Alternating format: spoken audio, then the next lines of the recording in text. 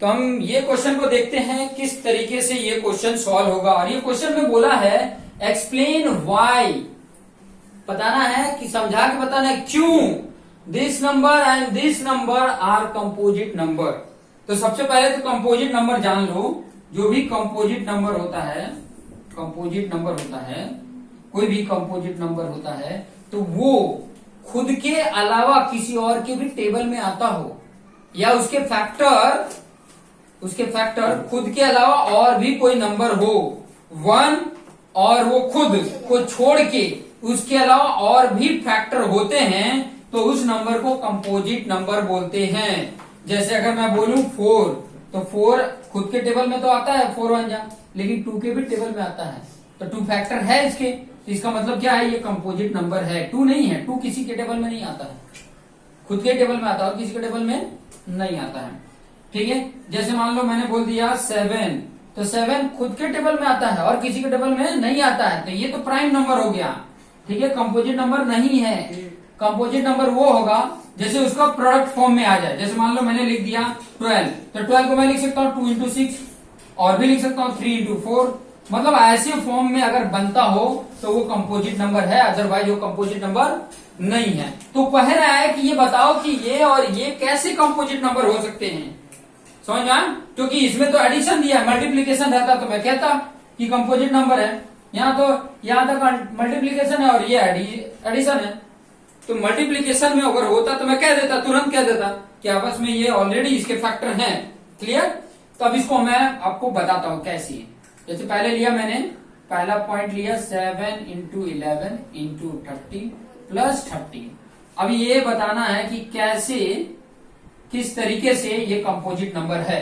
तो आप देखोगे कि इतना नंबर और इस नंबर में 13 कॉमन है ना, 13 है ना, ये पूरा मल्टीप्लीकेशन 1 है और ये 13 1 है, ये आपस में एडिशन है।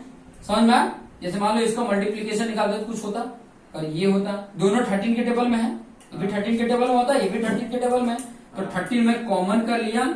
यहाँ क्या बचा 7 इंटू 11 और यहाँ क्या बचा 1 हो गया। अब ये देखो 13, ये 7 इंटू 11 77 प्लस 1, ये 13 इंटू 78। अभी देखो प्रोडक्ट फॉर्म में आ गए, प्रोडक्ट फॉर्म में आ गए इन दोनों, ये इसी का सॉल्यूशन प्रोडक्ट फॉर्म में आ गया। और जब ऐसे प्रोडक्ट फॉर्म में आता है तो लिख दोगे hence 8 is composite number. Clear हो रहा है?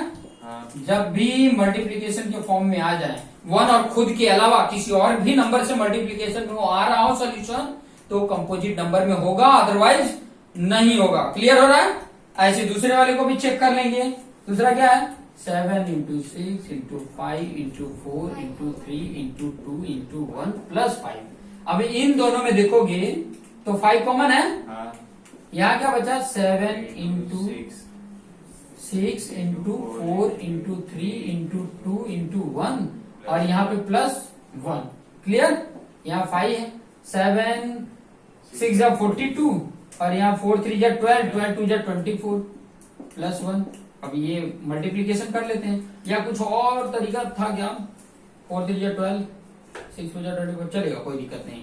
इसको मल्टीप्लीकेशन कर लेते हैं 42 का 24 के साथ, 4 2 जा 8 4 4 जा 16 2 2 जा 4 2 4 जा 8 यहाँ 0 यहाँ पर 10 हो जाएगा ना, 10 1 0 0 8 6 4 10 10 1 कैरी है 10, कितना आ गया 1008 और यहाँ पे प्लस 1 है, क्या हो गया 5 1009 हो जाएगा। 1008 में 1 ऐड किए तो 1009। अब ये भी मल्टीप्लीकेशन में आ गए हैं, आपस में प्रोडक्ट में आ गए, मतलब ये पूरा सोल्यूशन जो होगा वो 5 के टेबल में भी आ रहा है और 1009 के टेबल में भी आएगा।